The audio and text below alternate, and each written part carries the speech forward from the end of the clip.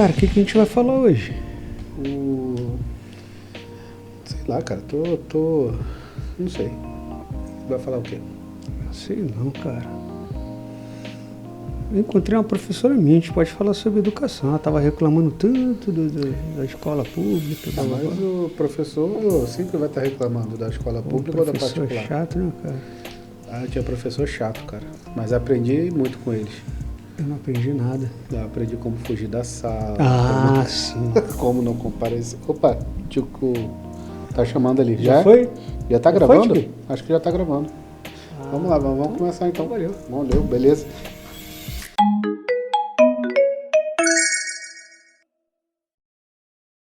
Fala, galera, nós somos o Fora da Mesmice com Leonardo Moura. Rodrigo Aquino. E hoje a gente vai falar sobre um tema muito abrangente, polêmico. A gente pode criar polêmica. Porque né? nós vamos polemizar. A gente vai brigar? Claro. Então vamos brigar, pô. Com certeza. Então, eu acho que é isso que a galera quer Porque ver. eu, como um cara muito mais graduado que você, tenho condições de te rebaixar muito mais devido à sua É escolaridade. impossível você me rebaixar, que eu fiz só o primário, não tem como rebaixar mais que isso. É verdade. Não dá para voltar para a educação infantil. Não dá. Então... Mas tudo bem, eu vou tentar, né? Então, vai que você consiga. Acho que esse é o assunto, né? Vamos falar sobre um pouco de educação. Problemas... Ou então, na verdade, o que não estão falando sobre a educação.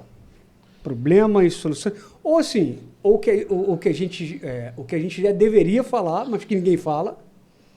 Que são o que é usado, por que o pessoal fala tanto de... o problema do Brasil é a educação, mas não tem mínima ideia onde está o problema. Quão abrangente é essa frase, né? Tá, mas qual o problema como, assim? Por quê? Aonde que está o problema? Se eu te perguntasse agora assim, a educação tem um problema? Vários. Vários, tá. E você pode me citar um? Cara, metodologia que não é baseada em base científica pode ser um. Tá, a gente pode ir para esse caminho, A legal. centralização de um conteúdo, ao invés de dar uma liberdade maior para os professores, mas isso é relativo. Isso é discutível. Uma pergunta bem maneira para você já de cara. A gente já está falando dos problemas. Não, então, mas vou deixar uma pergunta no ar para a gente voltar nela, tá? Vamos embora. Aumentar o salário dos professores melhora a educação?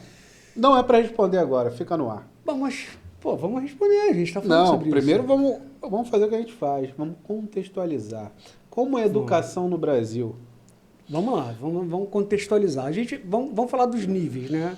É isso aí. Basicamente, nós temos o nível fundamental, aliás, alfabetização, fundamental, nível médio e o superior. Superior englobando todo o nível acima, né? Lembrando que fica sob a responsabilidade das prefeituras a parte de alfabetização, nível fundamental e ginásio é da parte estadual, e a nível de faculdades, instituições de pesquisa, a nível federal. Ok. E beleza, e todo mundo escuta, né? O Brasil tem que investir mais em educação, o problema do Brasil é educação. E tem tantos dados, né? Não, então, só para... Por que é dessa divisão? O interessante dessa divisão, né? Por exemplo, nós temos o MEC, que ele formata... Ele formata como deve ser o ensino e homologa todo o seu material didático. Então, sim e não. Sim e não? Porque... Aonde que não? As prefeituras e o Estado, eles têm parcialidade em definir qual o conteúdo que vai botar nas escolas, entendeu? Sim. Eles podem criar o conteúdo, só que todos têm que levar o carimbo do MEC. Ou seja, tem que ser homologado. Não necessariamente. Não? Porque o que acontece? Como nós estamos num Brasil muito grande, é óbvio que algumas regiões não cabe ou vai deixar pobre o ensino daquelas crianças se eu não trouxer algumas coisas da região para fazer elas crescerem. Entendi. Fazer a contextualização do meio delas para poder fazer um ensino baseado em contextualização, em contexto. Exatamente. Por exemplo, se você quando você nasce, a primeira pessoa que você conhece é a sua família. Depois são os amigos da sua família. né? E na escolaridade é pensado seguir no mesmo âmbito. Por exemplo, começar você conhecendo a falar, escrever, alfabetização, depois você conhecendo a sua região, depois conhecendo o país e depois conhecendo o mundo.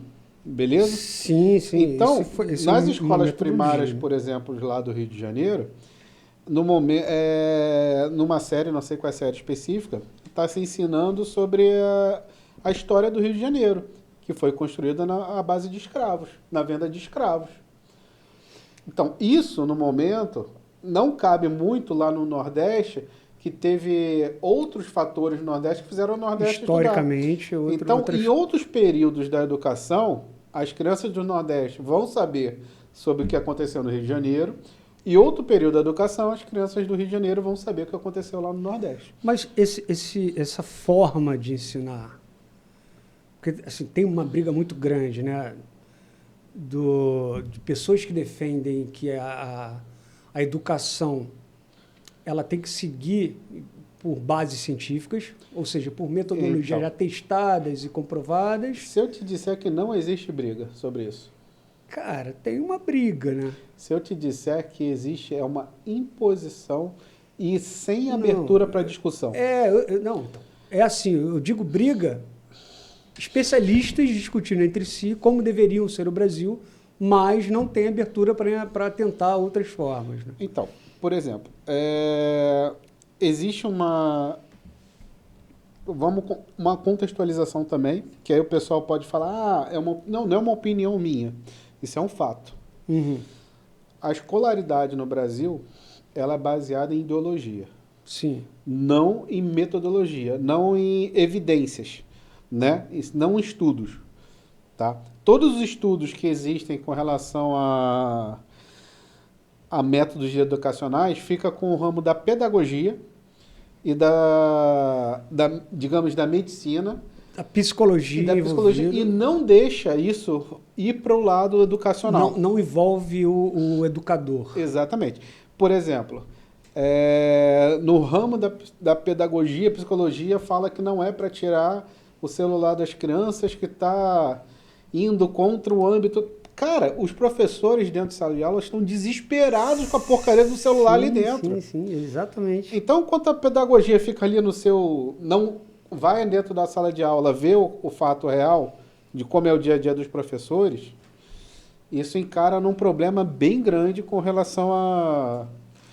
Então, aí a gente cai em quais os problemas que os professores relatam de sala de aula. Que é mais difícil para implementar, né, o ensino, né? Quais são os maiores problemas que um professor enfrenta hoje? Aí o que a gente conseguiu pesquisar, né? O que a gente conseguiu ler? Um dos maiores problemas que estão ali, primeiro, é a falta não de verba, né? Mas de um salário mais digno. Então, já quer cair na pergunta que eu fiz? Não, calma. Tá bom. Isso foi uma pesquisa, isso é documentado, que eles se sentem, né, desvalorizados e frustrados. Beleza. Esse é um dos problemas. Eles não são estimulados ao aperfeiçoamento profissional. Isso é pesquisa, perguntado se é verdade ou não. Ok. Não contam com respaldo pedagógico dentro da instituição, estão abalados psicologicamente, fisicamente, e são frequentemente apontados como culpados, né, da educação tá ruim. Né? Do fracasso da educação, né? Exatamente. Então, assim, isso foi um dado, se eu não me engano, foi dos amigos da escola, do movimento Todos pela Educação, um desses dos maiores grupos que atuam, né, hoje na educação no Brasil. Porque jogando isso que você falou com relação a números também, hoje o Brasil é o segundo pior no ranking de educação estipulado pela ONU, né?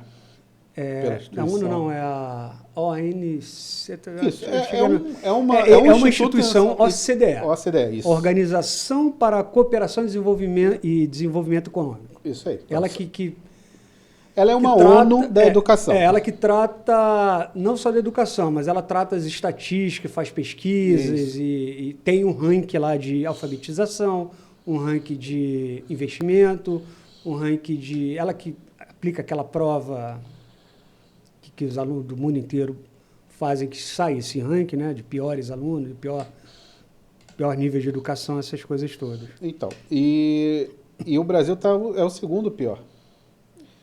É o segundo pior. Acho que a gente só ganha da Finlândia, né? O famoso chupa Finlândia. Finlândia não. Não, acho que é a Finlândia, tem que ver. A Finlândia tem quarto. A gente vê. A gente bota aí o ranking pra galera ver. Eu acho que é algum país ali da Ásia, se não me engano. É. Mas isso, cara, era dado de 2020, se não me engano, né?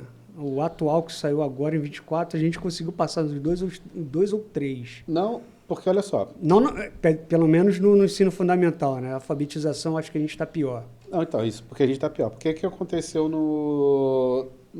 na época da pandemia? Antes da pandemia, apenas 60% das crianças eram alfabetizadas no Brasil.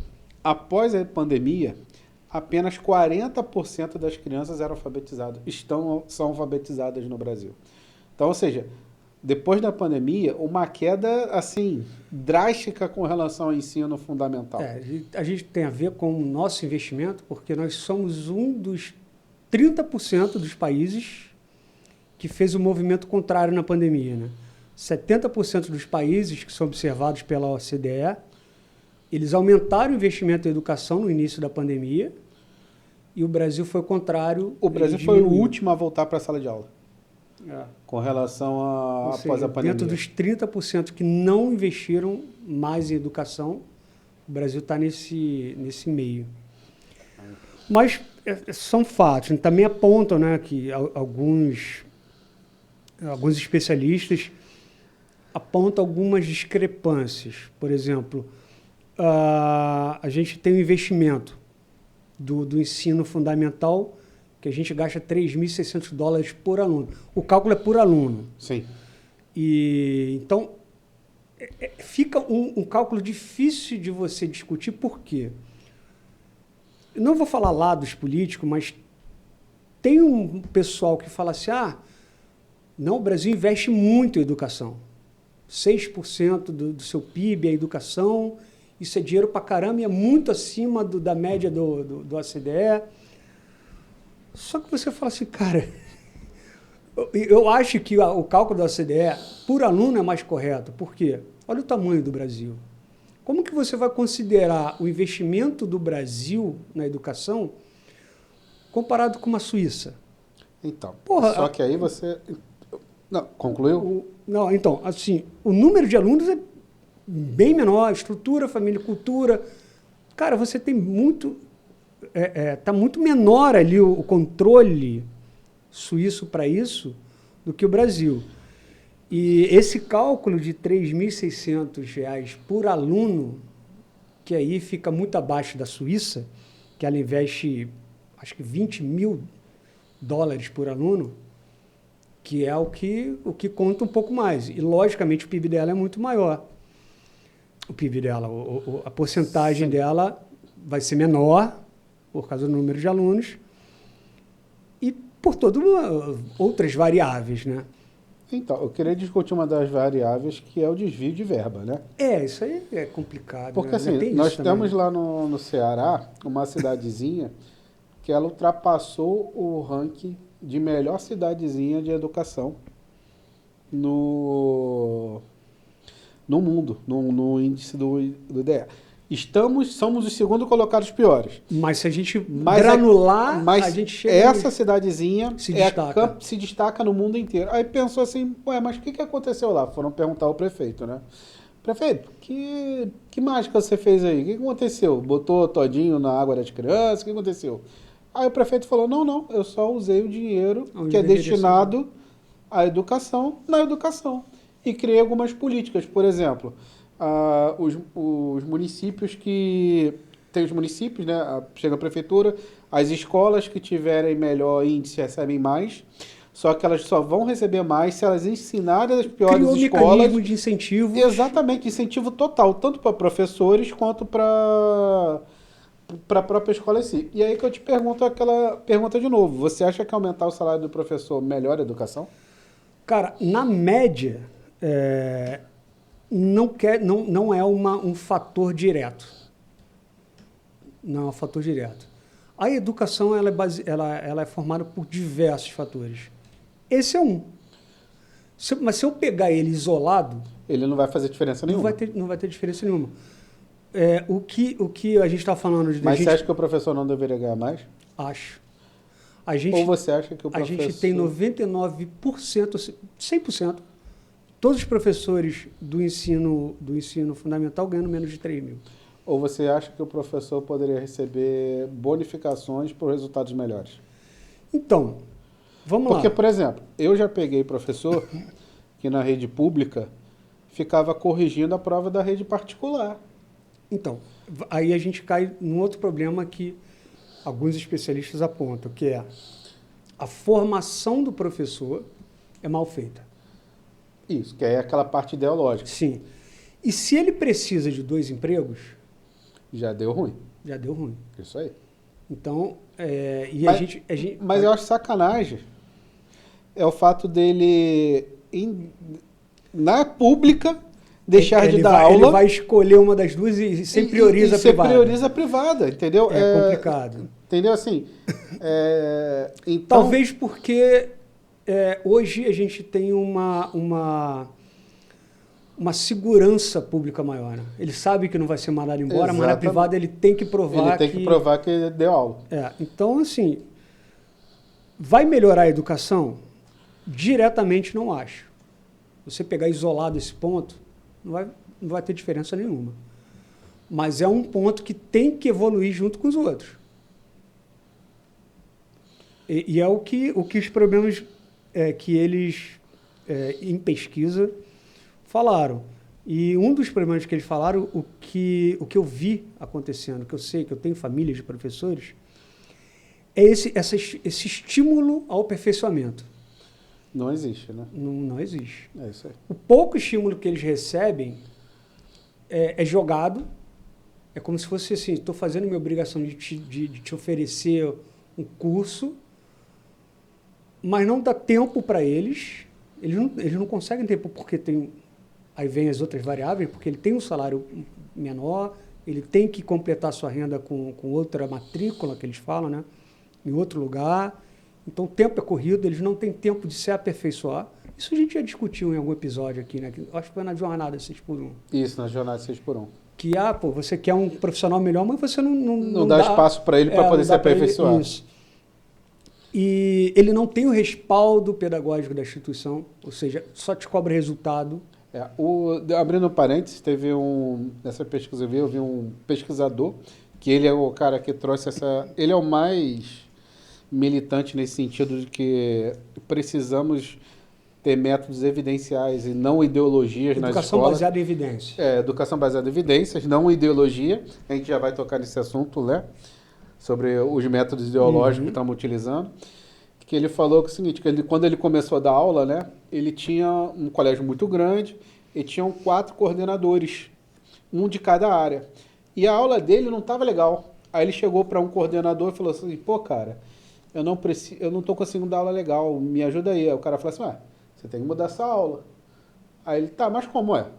Faz uma aula diferente. Faz uma aula diferente. Aí ele foi no segundo cara, falou a mesma coisa. Aí o cara assim, você tem que fazer uma aula diferente.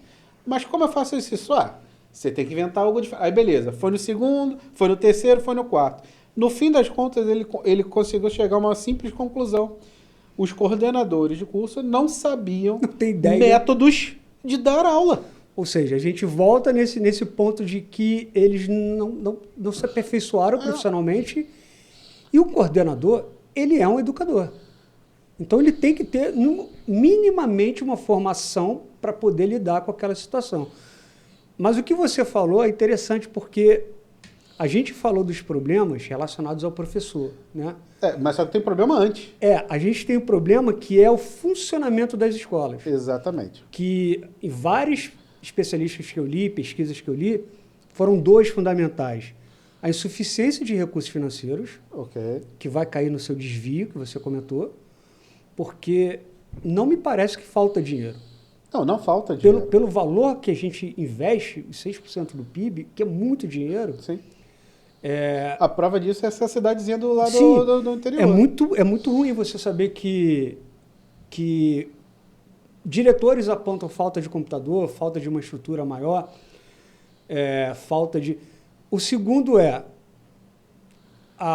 o inchaço na sala de aula, a quantidade enorme de alunos por professor. que a rede pública coloca por professor. Isso aí. Que hoje a gente tem uma média nas grandes metrópoles de 40 alunos, Por o que é professor. muito... Exatamente. Não tem como o professor se dedicar ao aluno. E né? o principal, a indisciplina. Então, o que você falou é uma estratégia para lidar com indisciplina, né? Que o professor estava pedindo. Cara, eu preciso de uma estratégia para lidar com disciplina.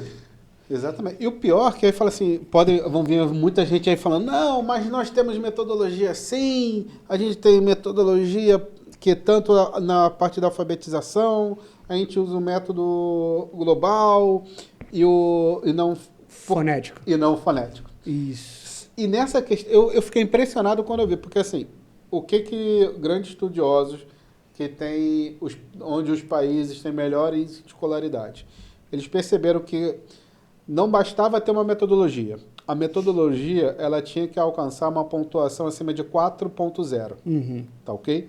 Então, qualquer metodologia que atingisse a pontuação acima de 4.0 poderia ser testada e aplicada nas escolas para evoluir a educação, para melhorar, né, tudo mais. E existe, na alfabetização, existe uma metodologia chamada global e a fonética. Isso. A fonética, ela ganhou 4.3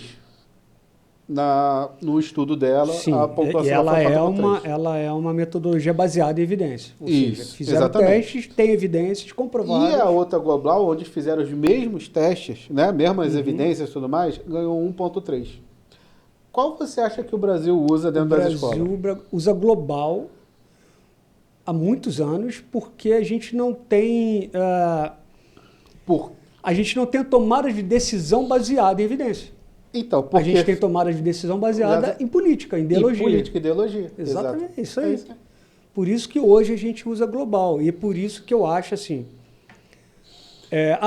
tem os maiores países usam fonética, tal. Eu pesquisei, tem países também com nível de educação alto que usa global, mas é muito mais... tem uma liberdade maior para o professor e ele consegue aplicar, dependendo do aluno, tanto a global quanto a fonética. E eu, pessoalmente, eu defendo uma liberdade sobre isso. Eu acho que sim, temos que usar a base em evidências, mas eu volto sempre na formação do professor. O professor tem que ter uma formação que ele entenda se aquele aluno está entendendo daquela forma ou não. Porque se ele não está entendendo nem a fonética, ele tem que ter liberdade para tentar usar global. Se ele não usar a global ou a fonética... Aí eu já discordo de você. É a minha opinião, tudo bem. Não, essa ideia. Essa que a gente briga. Mas qual por que eu discordo de você? Porque não existe, assim, as mais usadas é a global e a fonética. Não quer dizer que não existam outras. Não quer dizer que não existam outras com a pontuação acima de 4. E lembrando que isso é um método de alfabetização. Isso, a gente então, está lá no... Isso, então, lá e a fase de base alfabetização. É a parte mais importante. Nela, não pode ter brincadeira, assim, não pode ter teste. Não pode ter cobaia. Isso, exatamente. Entendeu? Então, assim, cara, você quer usar um método A, não está dando certo, pega outro método que esteja na pontuação acima de 4.0 e usa. Porque nós temos 4 níveis de aprendizado, de níveis de aprendizado, né? Uhum. O primeiro... Caixa, né? O primeiro foi... O primeiro, assim... Pô, diretor. Fica quieto aí, diretor. O primeiro é quando o aluno entende o que o professor fala. O segundo nível já é quando o professor precisa revalidar mais com o aluno aquela questão. O terceiro é quando o aluno precisa de um reforço. E o quarto é quando o aluno precisa de uma dedicação pontual. Por exemplo, crianças especiais, né? Vamos supor, com autismo, TDAH, esse tipo de coisa, que precisam de uma atuação pontual. Beleza? Ou seja, direta. Sim. Então, o grau de dificuldade de aprendizado, a cada vez que assim, é tipo assim, o professor vai reduzindo o número de alunos para aquele professor e vai melhorando o nível de técnicas validadas para que ele utiliza com aquele aluno. Beleza, isso eu acho válido. Entendeu? Então ele pode ter liberdade de usar? Pode. Só que ele tem uma gama de coisas. Aí não, o cara entra lá na pedagogia, vai fazer escola para ser professor, né? Vai virar. Aí tá lá, toma aqui, vamos aprender Paulo Freire. O que é a base hoje, né? E aí eu te pergunto, o que você acha do Paulo Freire? Que é a nossa base hoje ideológica, cara, das escolas do Estado. Eu não vejo como uma base ideológica. Ele é o patrono da educação e ele criou uma proposta de alfabetização de adultos. Eu acho que é diferente do que a gente está discutindo, que é a alfabetização na infância. Porque né? Hoje parece que ele é o... Não importa. Então, mas aí, parece que falar mal dele é dar um tiro no pé, é falar contra... Eu acho que os dois lados estão errados. Exato. Quando se discute isso. Eu acho que a proposta dele para alfabetização de adultos, ele não tem um teste, né? Ele não tem uma base científica ali controlada. O dele foi aberto, né? Ele fez um teste com 300 adultos. 300 ou mais? Acho que foi 300. E ele... A proposta de alfabetização dele poderia ser adequada para crianças, mas eu não sei se é. Mas tem até os 4 pontos dele aqui, que era muito do que a gente começou a falar, né? Antes de você falar esses 4 pontos, ele mesmo era contra utilizar isso com criança. Então. E hoje as pessoas usam como se ele fosse Porque assim, o primeiro ponto da proposta dele já é difícil você usar com criança, que era o uso de palavras próximas à realidade dos alunos. Como que você vai entender a realidade de uma criança se a criança em si, ela não tem... Ela ainda tem uma realidade. Ela não está vivendo como um adulto, assim, a minha realidade é essa. Ela ainda não tem uma realidade. A cabeça dela está em expansão. Exatamente. Às vezes. Então, assim... Mas tem pontos muito interessantes, sim, do Paulo Freire, que, cara, não tem como nenhum dos dois lados discordar. Nenhum defender fielmente, não existe outro método, outra proposta. Devemos seguir cegamente. Nem o outro falar que é culpado da gente não falar bem, de ter analfabeto funcional, é do Paulo Freire. Cara, enfim. Mas outro ponto, que seria a ênfase no poder transformador da palavra, que é o ponto aonde... Quem ataca gosta de falar. É esse o ponto onde é usado a doutrinação para o aluno virar de esquerda ou de direita, enfim. Hoje se diz que falar de Paulo Freire é a ideologia da esquerda na escola, e não falar dele é a ideologia de direita da escola. Isso. Já quer falar um pouco da ideologia de direita na escola? Cara, antes de falar nisso... Tinha um ponto, cara, que eu acho legal a gente comentar. Que eu vou até, não falando bem, tá? Só um ponto que eu achei engraçado quando eu comecei a pesquisar, que foi quando o Bolsonaro entrou no governo, ele sugeriu, e a gente viveu isso, né? Com a esquerda atacando muito o Bolsonaro, contra o Bolsonaro. Eu não estou defendendo nenhum dos lados, tá? Foi só um fato que eu estudei e vi que aconteceu e que eu fiquei, caramba, olha só que ironia. Que a atuação dele na pandemia foi muito atacada por ser contra a ciência. Isso. E logo quando ele entrou no governo, ele quis implementar no PNA o método fonético. Exatamente. Que falou, cara, a gente tem que testar A gente o tem método que usar métodos baseado em evidência. na ciência. Exatamente. E ele chegou a colocar, mas aí a gente não conseguiu evoluir para implantação. Não sei como é que está ainda, ou se é muito embrionário ainda, essa implantação nas escolas do método fonético. Não tá. Não existe essa discussão. Não, porque ele chegou a colocar. Não, ele pediu a discussão, mas a esquerda já tirou mas é engraçado como você vai lendo e vai já descobrindo as coisas, né? Um governo que foi tão atacado por ser anti-ciência, foi o único cara que tentou colocar o método fonético, Então, que é baseado em ciência. E esse ponto interessante que eu vi também nessa pesquisa... Vamos chamar de bolsonarista, ferrou. Não, então, que teve uma...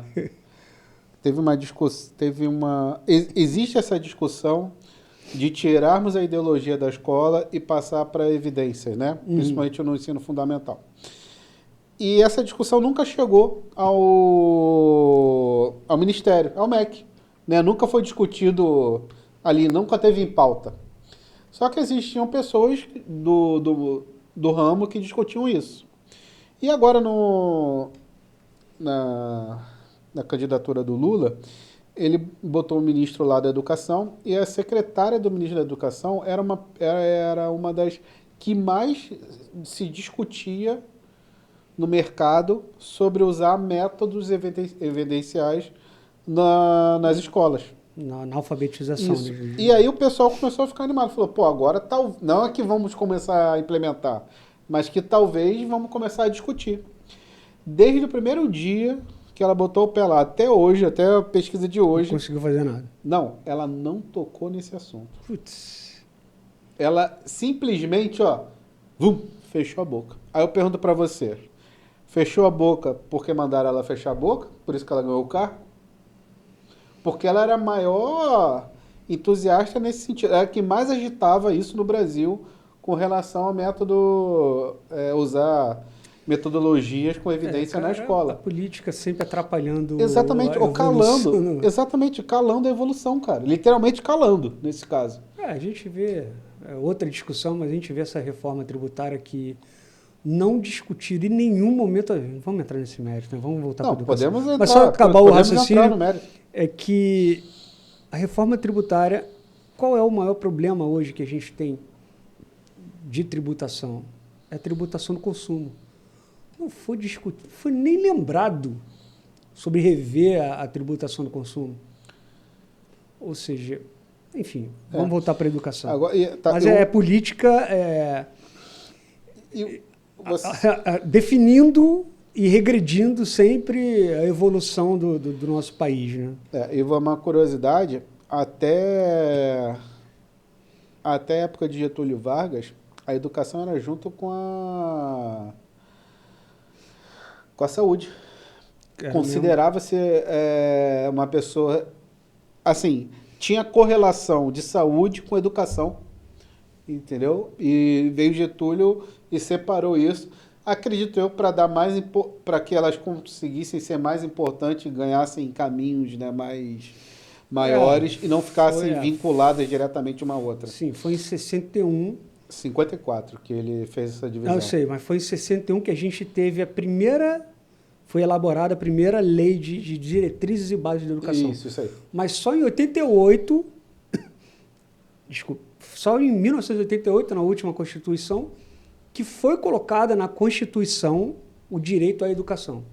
Ou seja, até lá o Estado não tinha obrigatoriedade de garantir a educação. De dar uma escola pública ou de oferecer educação. Mas ela já fazia, né? Isso que é interessante. Então, mas não era obrigatória, né? Tanto que tem também os especialistas que eu vi que foi legal esse estudo, só que eu não me aprofundei mesmo a nível, que a gente tem uma lenda, dizem que é lenda, né? Que virou até um senso comum de que a época da ditadura foi uma época que a educação evoluiu. Mas hoje alguns especialistas apontam quais foram os danos, né, da redução de investimento e o incentivo para a educação ir apenas para o privado, que a gente quase zerou o investimento em educação pública. E quase terceirizou, você está dizendo. A gente meio que terceirizou mesmo, né? Então, é interessante essa outra curiosidade, essa questão do que você está falando da economia com a educação, né? Sabe que o nosso queridinho Haddad aí já foi ministro da Educação, né? Sim, já foi ministro da Educação. E foi na época dele que rolou aquele assunto do... Qual foi aquele assunto da cartilha? Lembra? Que o Bolsonaro começou a aparecer para mim. Foi na era dele que teve essa questão da cartilha educacional lá, ensinando sexo para as criancinhas. Pobre criancinhas. Vamos saber o que é sexo. Minha família, minha ilustre família, imagina minha criancinha sabendo o que é sexo. Minha família tradicional brasileira, eu vou te destruir. É como se tivesse filmes pornôs sendo distribuídos nas escolas, né? Tem um dado paralelo a isso também, né? Que eu lembrei aqui nas minhas anotações, que a gente acabou passando quando a gente está discutindo sobre o Norte e Nordeste. O que é importante a gente comentar, né? O que pode ser ou não. Aí eu te pergunto. Tem um dado que mais de 60% dos diretores de escola são escolhidos por indicação política. Nossa. Ou seja, isso influencia a 100%, qualidade? 100%. Porque não é cargo de carreira, né? Não é o cara que está ali no dia a dia sabendo das dificuldades e dos melhores caminhos para seguir que são escolhidos para direcionar o caminho, né? O que eu acho interessante é que na carreira militar é assim, né? É um cargo de carreira. Você chega ao alto escalão depois de ter passado por várias etapas. É engraçado que chega no Ministério da Defesa é um escolhido político. É um escolhido político. Impressionante. O cargo mais alto, assim, o cara... vamos ver quem é o melhor, quem está mais... Não, eu não sei, pode ser um civil? Pode, né? Eu acho que pode, cara. Pode ser um civil ainda por cima. Eu acho que deve rolar um acordo de cavalheiros ali, uma ética de não escolher um civil. Acordo de cavalheiros? Não, porque acho que já teve, por isso que eu tô... a gente vai deixar aí, então, pro nosso estudo aí, para saber e trazer pros caras aí, para vocês, os nossos leitores. E um parênteses aqui que eu achei interessante também, o que está sendo usado na educação hoje, né? Hoje estão usando muito inteligência artificial. As crianças que têm acesso à inteligência artificial estão utilizando a inteligência artificial para fazer esses trabalhinhos da escola. Ou seja, não vão entender porra nenhuma. Isso. Só vão entender de usar a inteligência artificial. Então, o problema é que isso não está sendo usado só no ginásio. Isso também está sendo usado nas faculdades. Complicou. Também está sendo usado em lugares de pesquisa e tudo mais. Se continuar no ritmo que estamos hoje, o que se espera daqui a 4 anos? Que a inteligência artificial não tenha mais base de treinamento evolutiva. Porque ela gerou o próprio Porque ela já gerou todo o próprio conteúdo de 4 anos, entre 4 anos. Então não vai descobrir conteúdo novo. Não vamos ter coisas novas. Vamos estar presos na... o próprio chat GPT, que foi lançado há 2 anos atrás, a base dele ia até 2001. Você acha, então, que em pouco tempo o cara que faz miçanga, que é um artista, ele vai acabar sendo super valorizado? Cara, eu acho que, ele não vai saber o que é miçanga, ele não vai saber como fazer a miçanga, entendeu? O cara que tem esse conhecimento, né? Exatamente, porque tudo parte da educação. E aí a gente cai naquelas discussões de... que, no meu ponto de vista, a escola tinha que ser integrais, tinha que ser tempo integral, porque você trabalha tempo integral, não trabalha? A gente está falando da pública ou da privada, ou as duas? De geral. Você não acha que a gente deveria ter, o que muito se discute hoje, não no MEC, né? Porque é o que você falou, há uma imposição. Mas na rede social, entre especialistas, você não acha que há essa discussão de que deveríamos ter uma liberdade maior? Tipo homeschooling, que o pessoal... Não estou defendendo, mas é uma opção que está ali. Não, olha só. Em primeiro lugar, se deixe bem claro que você é contra isso. Porque isso é contra a lei. Então, Até mas a eu tô falando... apologia é contra a lei. É mesmo? Exatamente. Eu tô cometendo um crime se eu falar que eu gosto? Exatamente. Eita, eu não gosto não. Vamos lá. Isso, quem for jurista aí pode até nos orientar, mas vamos lá. É proibido a comercialização de cocaína? A gente não está fazendo uma comparação muito pesada, não? Não é, não, vamos lá. Não é proibido a comercialização de cocaína? É. Na lei está dizendo, não pode comercializar esse tipo de produto. Ok. Beleza? Aí você encontra artigos de como usar o produto e o quanto ele pode te beneficiar. Você acha isso correto? Cara... Não, então, eu quero que você me responda. Sobre a cocaína... Não. Então, esquece a cocaína. Um produto. Eu tenho um produto que a lei falou assim, ó, esse produto aqui não pode ser comercializado. Tá? Comercializado é muito específico. Eu não estou vendendo algo, não estou vendendo um homeschooling. Não. Olha só, vamos lá. Comercializado. Ok. Aí você encontra um artigo dizendo como usar e os seus benefícios.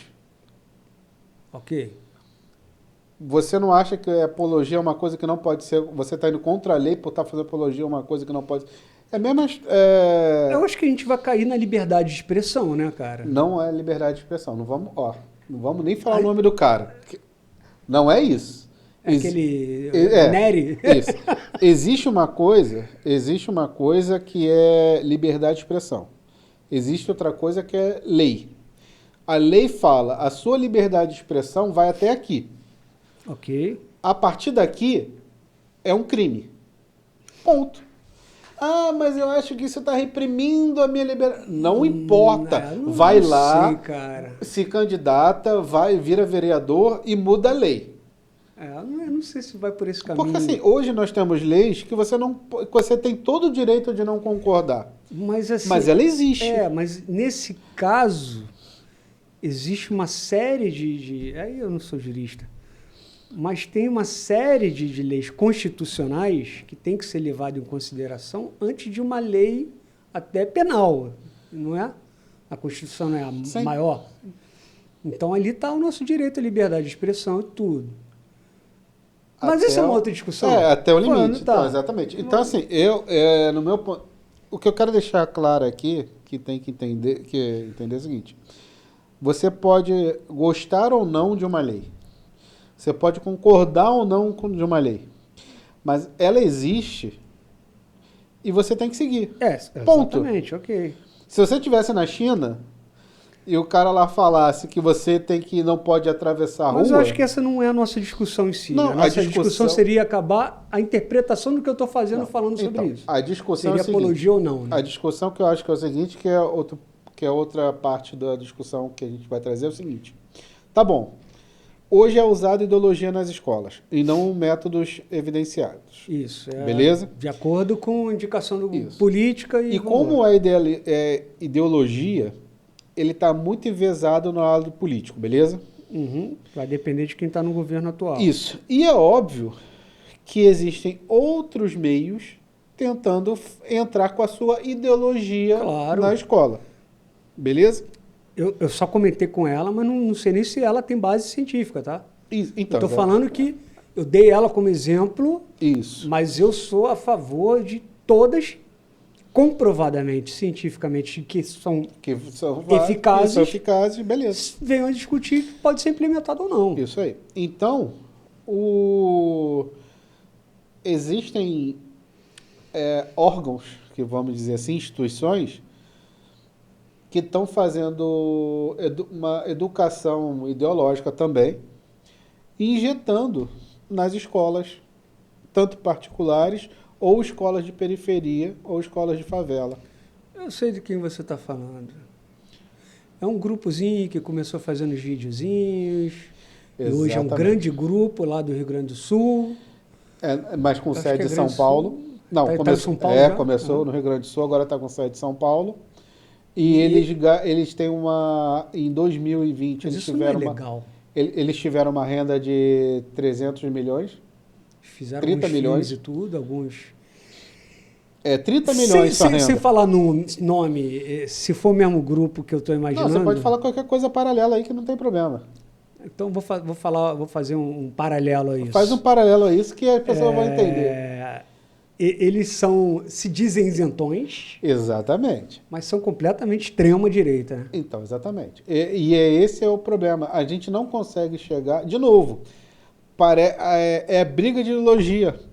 E não trazendo a evidência para a escola. Eu já li os artigos dele que me deu ânsia de vômito. Tem um sobre educação. Então, só para deixando claro, ele vai fazer um react desse artigo. Não sei se vamos, não. Vamos sim. Espere que vai ter um react esse da educação melhor, cara. Mas vamos lá, fala aí. Não, já que a gente vai fazer um react... Fala sobre isso que você acha da extrema-direita. Cara, mas isso é ilegal. Não, isso não é ilegal. Não, então, vamos lá. O MEC ou a prefeitura, olha, homologou isso? Não, vamos lá. Eu acho o seguinte.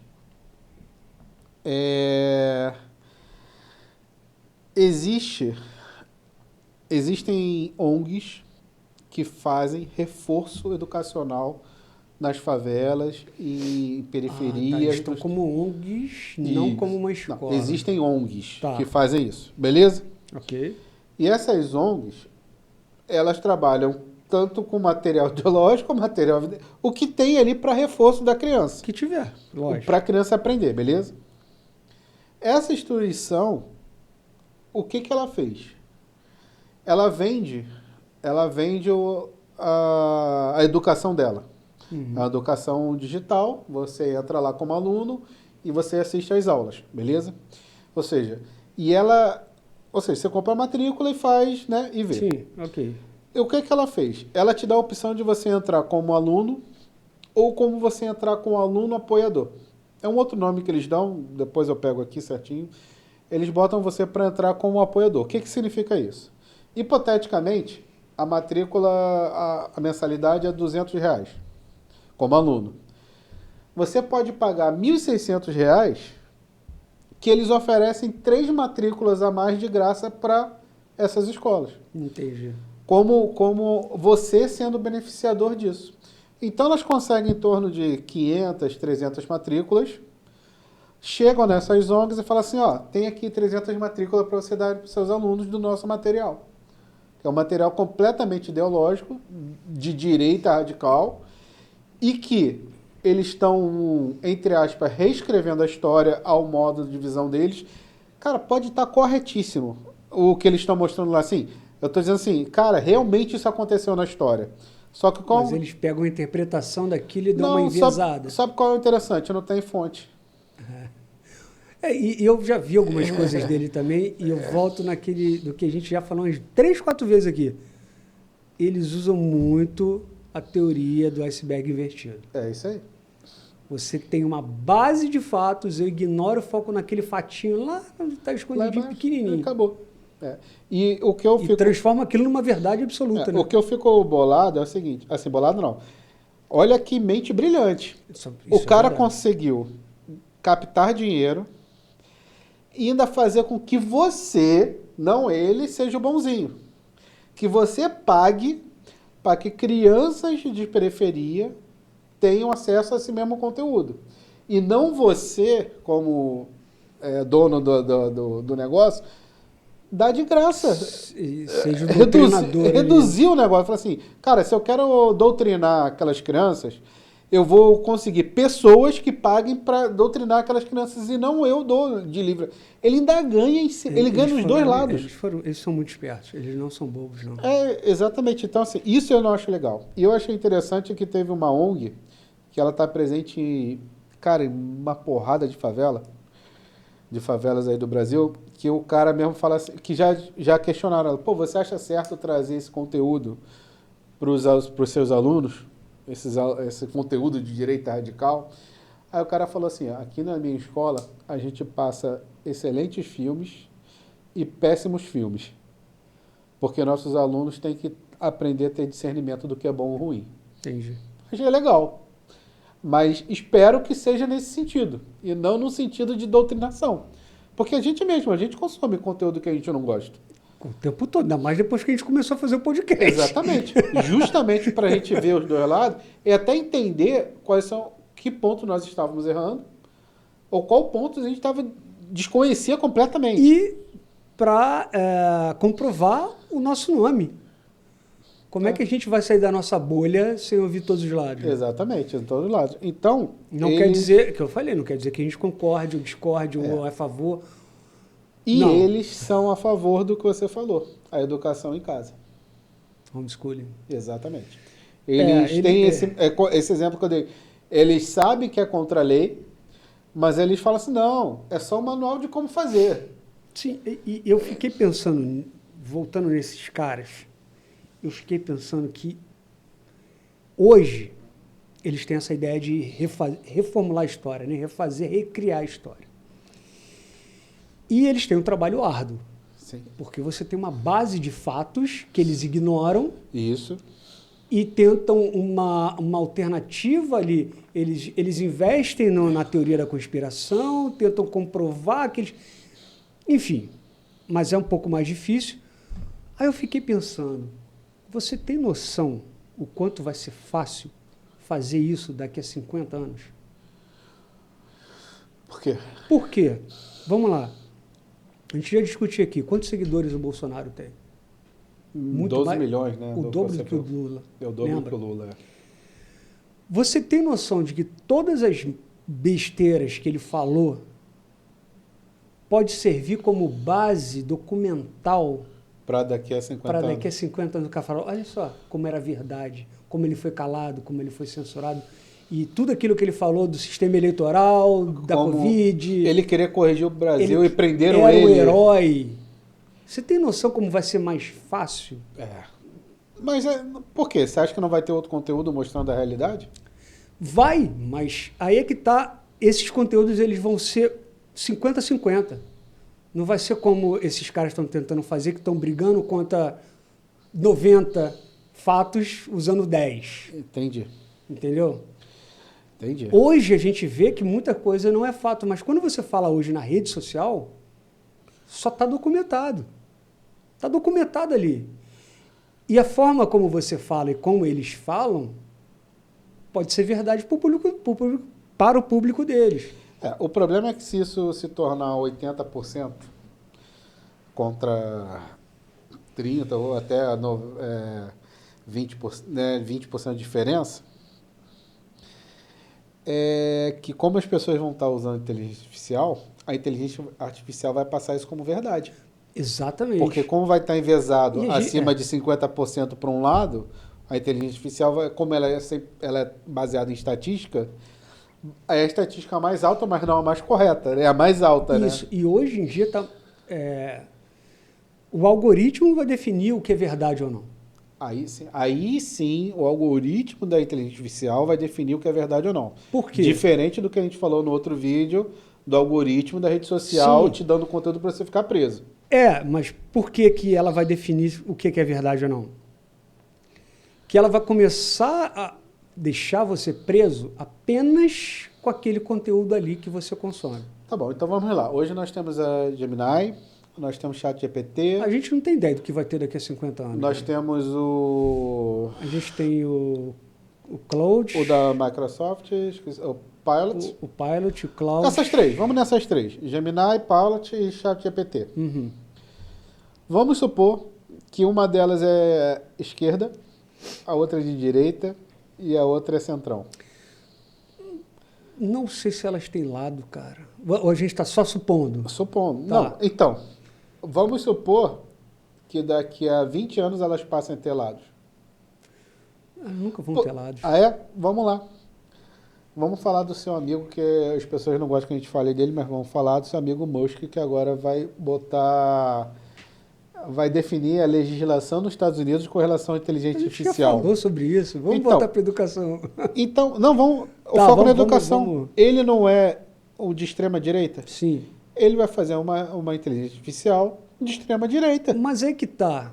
Eu falei sim, foi veemente. Ela vai ser alimentada somente com os vieses que ele determinar. Eu falei sim, mas foi veemente. A verdade é que eu não considero tanto assim. Eu acho que ele é um cara apaixonado pelo poder, segundo dinheiro, terceiro vem o lado político dele. Mas, E é o que eu acredito nos grandes, digamos, investidores, os verdadeiros bilionários, né? Que são os caras que ganharam dinheiro tanto na esquerda quanto na direita. então, porque vamos lá. Então, assim, esses caras que...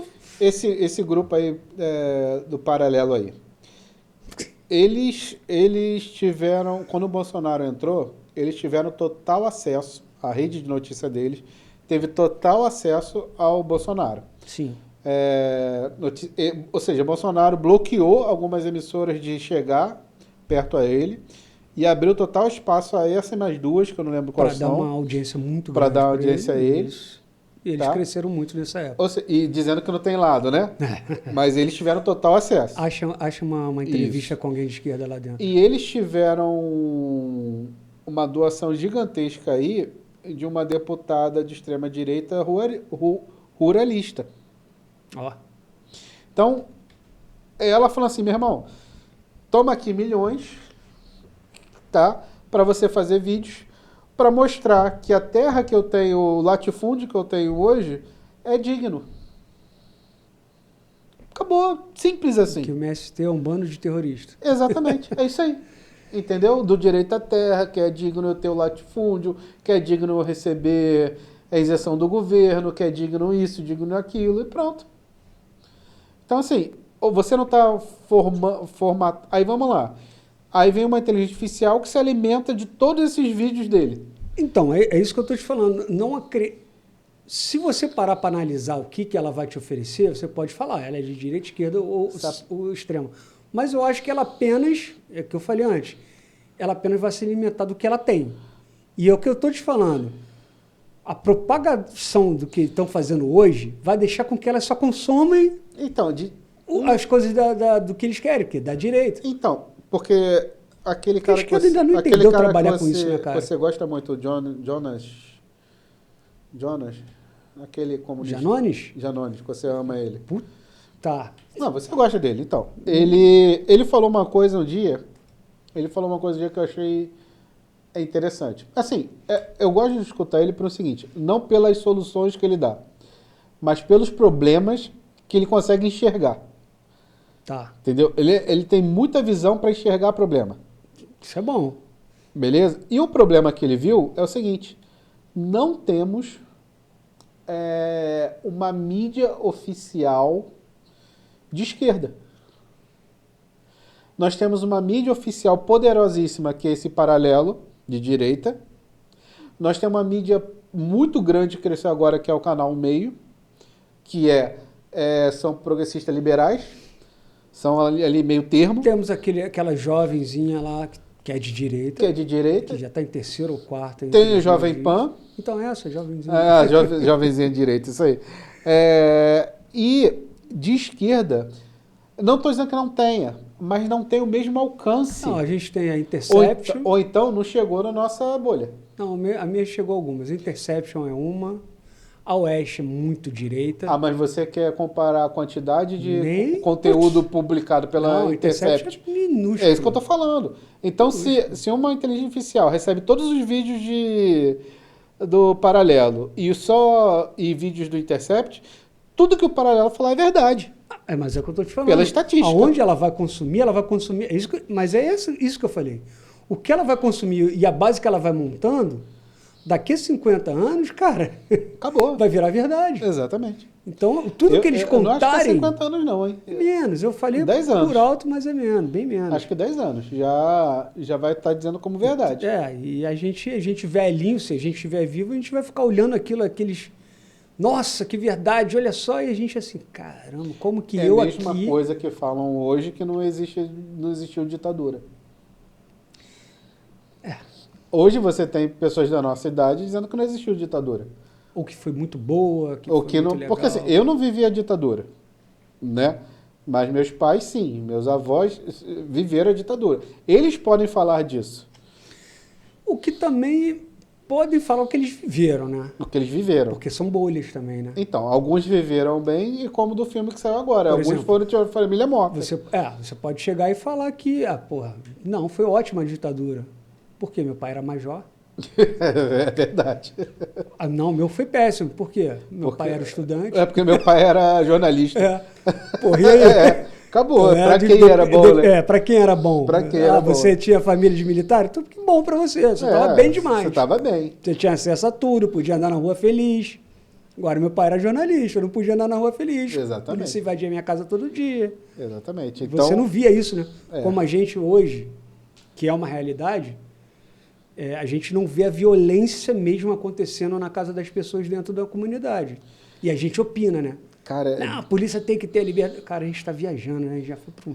não, mas isso tudo está em torno da educação. Sim. Porque é do que a educação se alimenta. Se alimenta desses vieses, dessas ideologias, de não entender a realidade, dos professores abandonados em sala de aula, e cada dia mais abandonados, tanto psicologicamente e estruturalmente, entendeu? E, assim, a pergunta para finalizar. Você vê futuro? Cara,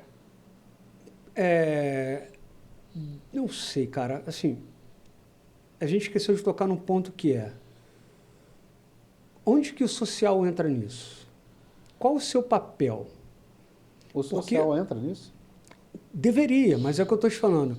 O brasileiro em si, eu não sei, eu realmente não sei, não tenho ideia de onde isso foi implementado, de onde essa raiz cresceu, mas o brasileiro, não sei também se difere do resto do mundo, eu sei que se difere de alguns, ele tem enraizado na sua cabeça a mania de terceirizar sua frustração. Tudo culpa dos outros. Tudo culpa... E é hierárquico, né? Sim. Se falando de educação, é do governo, se não é do governo, vem para o diretor, se não é do diretor, é do professor, se não é do professor, é da estrutura. Se não é do aluno, é da família do aluno. Ou seja, a gente se isenta da obrigação de pensar e agir. Sim. Então, assim, quando a gente toma esse comportamento, a gente só está perpetuando essa situação de uma educação ruim. A gente não age. Você conhece, eu não lembro como é certinha a história, mas a ideologia da poça d'água? Você já ouviu falar nisso? Não. É uma analogia? Não, é um pensamento. Uhum. Para você se tocar e ver onde você se encaixa. Tem uma poça d'água ali. Você passa por ela. Você pode enxugar, você pode ignorar dizendo que aquilo não é seu, você pode reclamar com alguém, entendeu? Tem várias ações que você pode fazer dentro com relação àquela poça d'água, e como você falou, a última é você achar que você pode ali limpar, para que a poça d'água não tenha mais. Você vai acabar hierarquizando do mais fácil até para o mais difícil. Exatamente. Assim, se a poça d'água é na sua calçada, você vai dizer que aquilo é culpa do governo.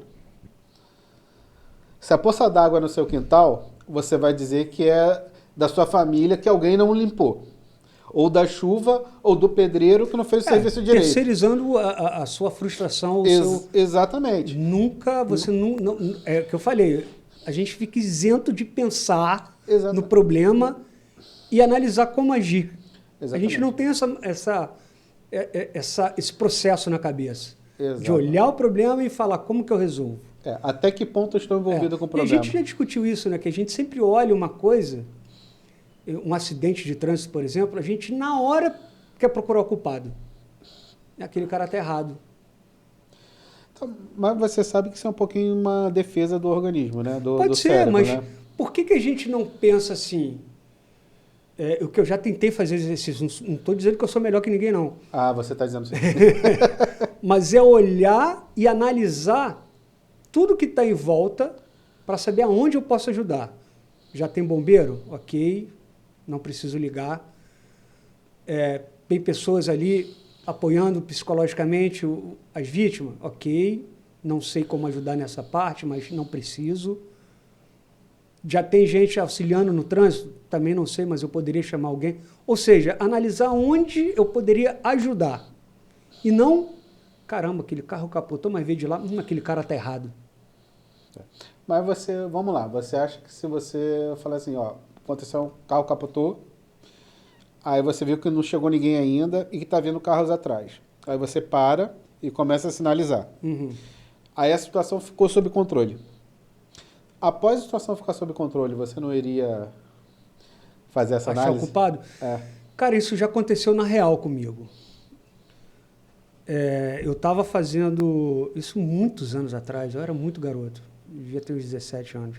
Nossa, faz muito tempo mesmo. Nossa. 50 anos atrás. Olha, isso ainda foi em preto e branco mas, isso ainda. essa cena não sai da minha cabeça. Eu estava aqui, eu estava no meu bairro onde eu morei, eu ia fazer prova no colégio, estava com meus amigos. Ó, assunto educação. Assunto educação. A gente ia fazer uma prova assim, não lembro nem se era Enem. E esse colégio, ele tinha um pátio onde a gente estava, que era em frente a uma avenida, a Avenida Santa Cruz. E do outro lado, cara, a gente ouviu um estrondo. Quando a gente olhou, um carro atropelou 2 crianças. Uma criança, a gente viu, na hora que a gente virou uma criança, ela estava atravessando de bicicleta, uma criança voou para um lado e a outra entrou no vidro do carro. Essa que entrou no vidro do cara, o cara seguiu e foi embora com a criança. Caramba. E eu acho que ele não viu a outra. Cara, o meu instinto foi correr e fazer todo esse aparato, parar um carro, pedir ajuda, o cara botou, não era correto, mas eu era criança. Sim, A gente botou o menino no carro e levamos para o hospital, eu fiquei com ele lá. Cheguei muito, muito abalado em casa, eu lembro bem, a mulher que estava com a cara toda ferrada.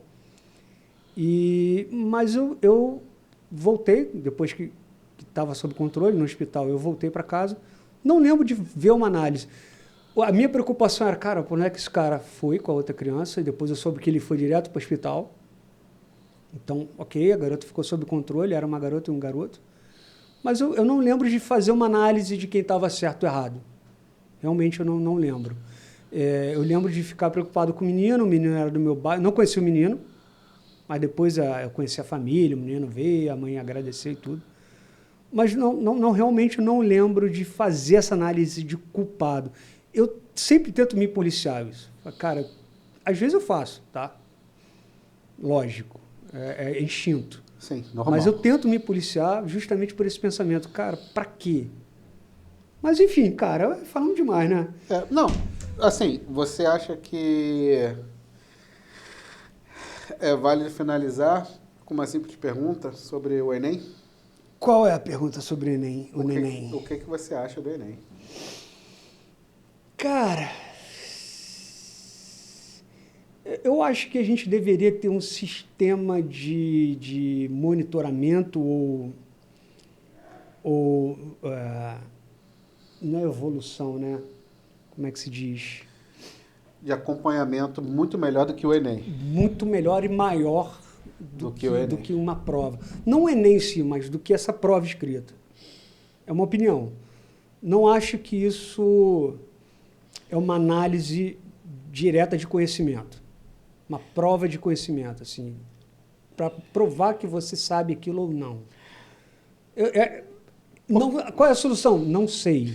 Porque, assim, só abrindo um parênteses aqui, eu lembro que quando eu ia fazer provas para faculdades federais e tudo mais, a gente ia para os estádios de futebol. Estádio de futebol. Eu lembro, eu fiz prova uma prancheta na mão. Isso, e uma caneta na mão. Só isso. Né? E no estádio de futebol, separavam vocês lá, te davam a prova e acabou. Isso 7 horas da manhã, já sentado dentro do estádio de futebol. Né? E o sol começava ali, fazer aquela rodízio, né, na galera. Cara, assim, não estou dizendo que era legal. Mas você sobreviveu. Mas você não acha que hoje o Enem está muito... Assim, ele está mais pesado... Tá muito gourmet? Não, exatamente. Ele está mais pesado, porque essas provas duravam no máximo 3 horas do que eu fazia, né? E hoje não, hoje nem quase dura um dia inteiro. Mais de um dia, eu acho. Mais de um dia. E outro lado muito gourmetizado. Tem que ter sala climatizada, temperaturizada. É tanto bambambam que, assim, o que eu sinto hoje é estranheza. É estranheza em cima do... O quão ficou diferente da minha época para a época atual, que não é muito tempo não, é só 100 anos de diferença. A última prova que eu fiz foi 1823. 1800, ainda fiz em preto e branco essa prova, né? Não era de tão antiga que é. Mas você tem alguma opinião sobre isso ou não? Você acha que estamos no caminho certo? Não, é o que eu falei. Eu já acho errado desde aquela época. Entrar no estádio de futebol? Não, fazer uma prova... Que fosse determinar a sua vida, né? E quando é múltipla escolha, para mim é pior ainda. Aquilo ali não define o seu conhecimento nem... Mas você fala isso porque você tirava nota baixa, né? Claro. Eu não sabia. Sempre errado. Eu sempre tirava nota baixa. Mas eu também não sei outra forma. Não sei outra forma. Então, por isso esse é o problema. Pode ser aquilo que a gente falou, né? É a coisa mais prática. Então, vou por esse caminho. Esse é o ponto. A prova com papel e perguntas de múltiplas escolhas são a mesma há mais de 50 anos. O método de avaliação é o mesmo. Aí a gente vai entrar naquela brincadeira do Clóvis, né? O cara lá na Grécia, ele que descobriu o teorema de Pitágoras, você só tem que aplicar. Exatamente. E você erra. Exatamente, isso aí. Então, assim, é isso que me estranha na educação. Até o método de avaliação é o mesmo ainda, cara. Não muda, né? Gourmetizou ao redor. A estrutura... É o cachorro-quente. O cachorro-quente tem o pão e a linguiça. É o mesmo. É o mesmo. Só que agora não. Bota um molhozinho, bota um papelzinho laminado. De goiabada. Exatamente. Bota um barbecue dos Montes Everest. É a mesma, cara. Entendeu? Mas tudo bem. Enfim. Eu acho que o papo foi legal. Não entramos na porrada, mas... Porque a educação tá uma merda, não tem como ninguém dizer que tá bom. A gente teve uma base muito ruim mesmo. Exatamente, a gente não tem educação para discutir sobre nada. Então é isso, galera. Valeu, comenta aí, se inscreva no nosso canal, deixa o like, ajuda a gente aí. Até a próxima. Valeu. Como assim eu não vou entender? Cérebro tem o tamanho de um cérebro normal, neurônio tem neurônio à vontade.